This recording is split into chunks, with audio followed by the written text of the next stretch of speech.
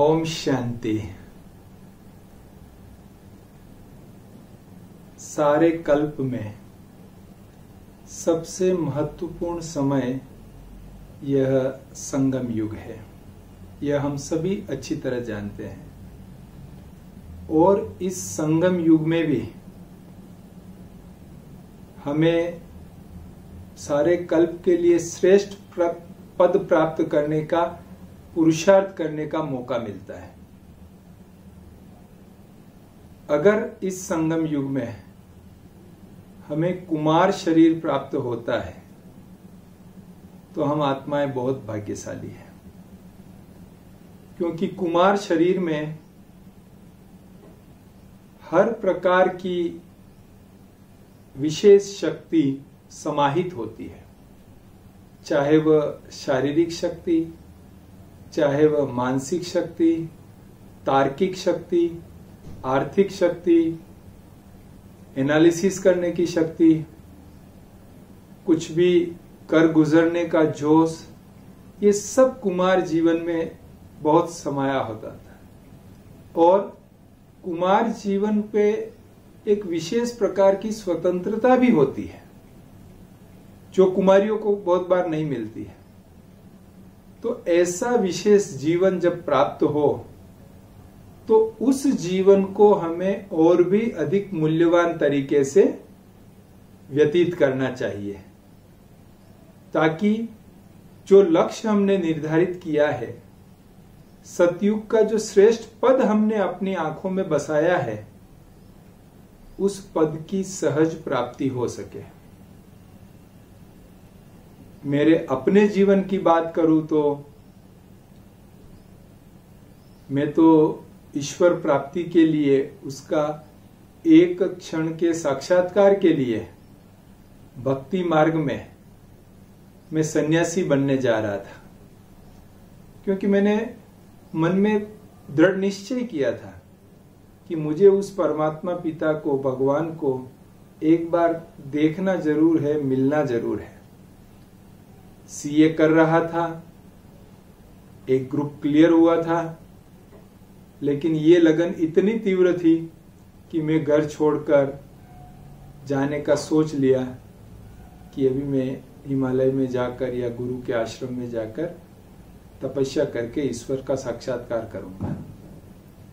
और अनायास ब्रह्मा कुमारी के किसी पाठशाला का परिचय मिला और उस पाठशाला में मैंने कोर्स किया।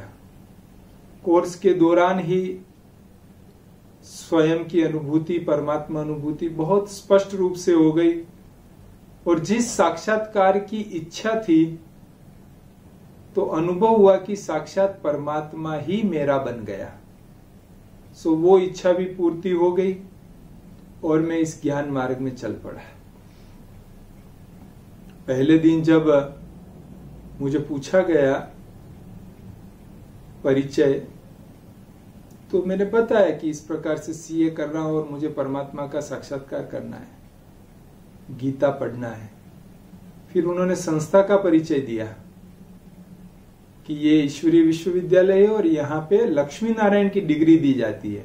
वहां पर एक 5-6 फुट का बहुत अच्छा सुंदर लक्ष्मी नारायण का फोटो लगाया हुआ था, और उस पाठशाला को चलाने वाला भी एक डॉक्टर भाई और उसकी युगल थी, तो वो भी मैरिड थे। तो मैंने सोचा कि यहाँ पे कोर्स करना मतलब मैरिज करना कंपलसरी है। इसलिए मैंने उनसे पूछा, वो डॉक्टर भाई मुझे कोर्स कराते थे, तो मैंने उनको पूछा कि भाई हम कोर्स तो करेंगे, लेकिन क्या आपके यहाँ मैरिज करना कंपलसरी है? तो वो मूंझ गए कि अभी इसको क्या जवाब दे, क्योंकि उस समय मेरी आयु कुछ करीब 22 वर्ष की रही थी। तो उन्होंने सोचा इसको क्या जवाब देवे, लेकिन मैं अपने प्रश्न पर दृढ़ रहा। तो उन्होंने कहा कि देखो, जो आपकी इच्छा हो। मैं इसलिए दृढ़ था कि चूंकि मुझे परमात्मा प्राप्ति की, परमात्मा साक्षात्कार की जो तीव्र इच्छा थी, तो अपने गुरु के आश्रम में ही मैंने प्रतिज्ञा किया था कि मैं आजीवन ब्रह्मचर्य व्रत का पालन करूंगा, ताकि सहज साक्षात्कार हो सके। और उस समय तो यही समझते थे कि गृहस्थ में जाकर तो ब्रह्मचर्य व्रत का पालन नहीं हो सकता है, इसलिए मैंने दूसरी प्रतिज्ञा किया कि इस जीवन में मैं शादी नहीं करूंगा। तो मैं प्रतिज्ञा करके बैठा था कि शादी नहीं करूंगा, और यहाँ कोर्स कराने से पहले मुझे कह रहे थे कि आपको लक्ष्मी नारायण बनना है। तो मैंने सोचा कि यहाँ शादी करना कंपलसरी है। तो जब मैंने उनको स्पष्ट पूछा तो उन्होंने बड़ी युक्ति से उत्तर दिया। उन्होंने कहा, देखो भाई, हम तो भगवान का ज्ञान सुनाते हैं, जिसका ये शादी करना नहीं करना आपका पर्सनल मैटर है, आपकी इच्छा है तो करो, आपकी इच्छा है तो नहीं करो। खैर, मैंने कोर्स किया, अनुभव हुआ, और जब 7 दिन में कोर्स पूरा हुआ तो 8वें दिन उन्होंने मुझे मुरली क्लास में बुलाया, और मुरली क्लास में बुला के मुरली के बाद संदली पर बिठाया और कहा, अपना परिचय दीजिए। तो मैंने बहुत विश्वास के साथ कि भाई शरीर का नाम ललित है, सीए की स्टडी कर रहा हूं, ऐसे ऐसे सब परिचय दिया। तो उन्होंने कहा कि अभी आपके जीवन का लक्ष्य क्या है, क्लास के बीच में पूछा।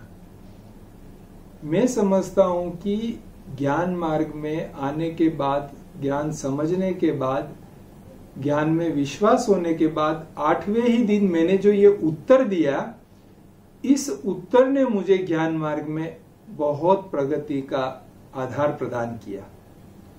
मैंने बहुत विश्वास के साथ कहा कि मैं सतयुग में श्री कृष्ण के साथ पहले जन्म में उनका जो परम सखा है, जो सदैव उनके साथ रहता है, वो पार्ट मैं प्ले करूंगा।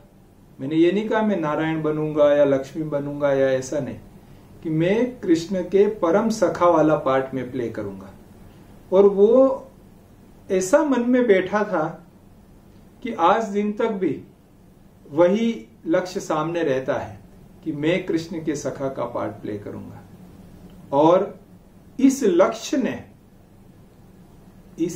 ने मुझे एक छोटे से गांव से निकालकर, एक किसान जो खेतीबाड़ी करता था वहां से निकालकर गीता पाठशाला में ज्ञान देकर आज मधुबन में अंतरराष्ट्रीय सेवा के निमित्त बनाया है। मैं समझता हूं ये जो लक्ष्य मन में है, इस लक्ष्य ने, इसकी स्मृति ने इसमें बहुत काम किया है।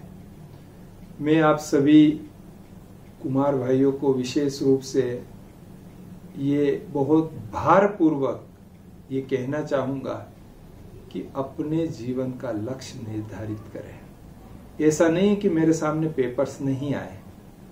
मेरे लौकिक परिवार मेरे ज्ञान के विरोधी थे। 7 साल तक मेरा बांधेला का पाठ चला सीए बनने के बाद भी, लेकिन एक बल, एक भरोसा और ये लक्ष्य, इस लक्ष्य ने सदा मेरी वाहन को चलाते रहा, उड़ाते रहा। अगर किसी समुद्र में के बीच में नाव में आपको बिठा देवे और कहे कि आप अभी जाओ, लेकिन कहां जाना है वो आपको टारगेट नहीं देवे, कोई लक्ष्य नहीं बतावे, मंजिल की निशानी नहीं बतावे और कहे कि आप जाओ, तो आप कहां जाएंगे? कहीं नहीं। जहां लहरें ले जाए वहीं आप जाएंगे, कभी पूरब तो कभी पश्चिम, कभी उत्तर तो कभी दक्षिण। जैसा लहरें चलेगी, जैसा संग मिलेगा, उस प्रकार से जाएंगे।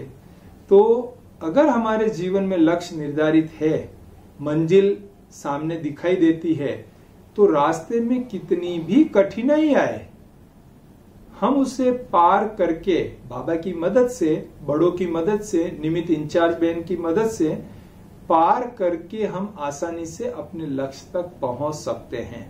इसलिए अपने जीवन का लक्ष्य बहुत स्पष्ट हो, उसमें हमें विश्वास हो और वो हमारे सामने हो, तो हम हर मुसीबत को पार कर सकते हैं। बाकी कुमार जीवन में कई अनुभव बाबा ने विशेष कराए कि पूरा एक भागवत का अध्याय लिखा जाए, इतने अनुभव बाबा ने मुझे कराए हैं, जो कभी समय मिला तो शेयर करूंगा। लेकिन 2-4 विशेष गुण है बेसिक, अगर उन गुणों को हम अपना लेवे तो ये कुमार जीवन बहुत सहज निकल सकता है। उसमें पहला है ट्रांसपेरेंसी। अपने निमित्त के साथ आप जहां रह रहे हैं, जिस भी सेंटर से आपका कनेक्शन है उसकी निमित्त के साथ आपका चार्ट क्लियर है, अगर एकदम ट्रांसपेरेंट है, उसको आप में 100% विश्वास है। वो कब आएगा विश्वास? जब आप उसमें विश्वास रखकर उनको सारा अपना चार्ट देंगे तो उनका भी विश्वास आप में बैठेगा। तो वो विश्वास अगर है तो आधे पेपर तो हमारे वहीं खत्म हो जाते हैं। और उसके बाद निर्माणता, मैंने देखा है कि कई कुमार अपना पर्सनल एक डेस्टिनेशन फिक्स कर देते हैं, इस संगम युग की मंजिल फिक्स कर देते हैं कि मुझे ऐसा करना है, यही सेवा करनी है, मुझे इस पद तक जाना है, ऐसा करना है, ऐसा कुछ फिक्स कर देते हैं और यहां वहां उसको दिक्कत हो जाती है। मैंने कभी कोई सेवा नहीं मांगी, जो सेवा मिली हाँ जी किया, जो भी सेवा मिली, झाड़ू पोता से लगा के साफ सफाई, डेकोरेशन, किचन, जो भी सेवा मिली सब उसी पर। मैं चार्टर्ड अकाउंटेंट हूं इसलिए मुझे यही सेवा करनी है, ऐसा कभी भी नहीं रहा। तो निर्माणता ये हमारा दूसरा मुख्य गुण। तीसरा है अथकपन। हमको थकना नहीं है, हम बस निरंतर लगे रहें ईश्वरीय सेवा में। बाबा की मुरली में भी आपने सुना होगा कि बाबा ने भी कहा है कि जो ईश्वरीय सेवा में याद में बिजी रहता है, माया उसके पास नहीं आती है। अभी कुछ महीने पहले की मुरली में विशेष आया था। तो अपने आप को इतना व्यस्त हम रखें ईश्वरीय सेवा याद में कि माया को आने का मार्जिन ही नहीं मिले। दूसरा, इच्छा मात्रम अविद्या, क्योंकि अगर हमारी इच्छाएं बढ़ती जाएगी तो वो हमसे कहीं न कहीं विकर्म करा लेगी। मैंने कई कुमारों को देखा जो बहुत अच्छी नौकरी पे हैं, बहुत अच्छी उनकी सैलरी है, लेकिन इच्छाएं बढ़ती गई कि आज मुझे डायरेक्टर बनना है, आज मुझे मैनेजिंग डायरेक्टर बनना है, आज मुझे ये बनना है। ऐसे इच्छाएं बढ़ती गई, सैलरी बढ़ती गई, मान सम्मान बढ़ता गया और आखिर वो कुमार जीवन से ही चले गए, क्योंकि वो पैसा संभालने के लिए भी मुश्किल हो रही थी, तो कोई संभालने वाली चाहिए, इसलिए वो उस जीवन भी छोड़ दिया। तो ये जो है हमको सावधानी रखनी है। और एक बात है सत्यता।